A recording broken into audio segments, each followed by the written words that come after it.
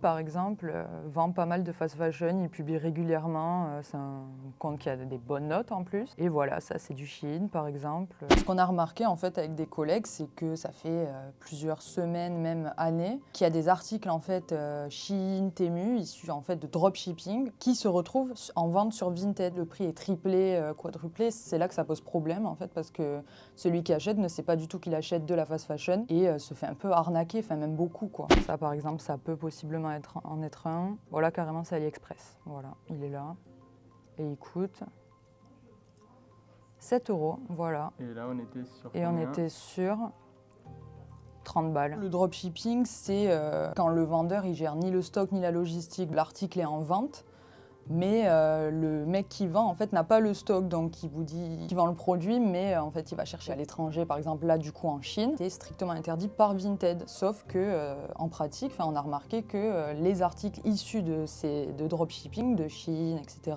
on ne peut pas signaler ça en tant que tel dropshipping. Et la plupart du temps, il y a même des comptes certifiés, et ils en profitent beaucoup quoi.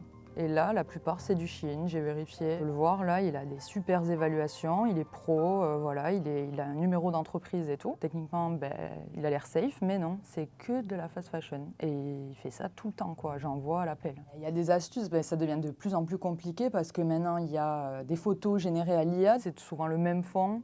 Jamais la même personne. Vinted ne l'interdit pas, donc ce qui fait que les mannequins changent ou alors les fonds changent, on ne peut plus savoir vraiment si du coup c'est une photo d'un article de dropshipping ou pas, enfin hyper compliqué. Ce qui reste à faire, c'est d'utiliser Google Lens. Donc vous prenez en photo votre article, vous le chargez sur Google Lens, en fait l'outil de Google, et vous allez trouver l'origine de cette photo, et souvent ça mène à des sites chinois. On a contacté Vinted pour savoir s'ils encadraient ces pratiques. Ils ont dit que le dropshipping ou la vente d'articles issus de dropshipping était strictement interdite. Pourtant on constate que dans les faits ça l'est pas. L'IA il légiférait pas parce que ça pouvait aider aussi à rendre le produit plus beau, etc. Utilisez bien Google Lens et surtout n'hésitez pas sur Vinted, il y a beaucoup de ça, et dès qu'on tombe sur un article de fast fashion, on en a beaucoup ensuite qui nous sont proposés.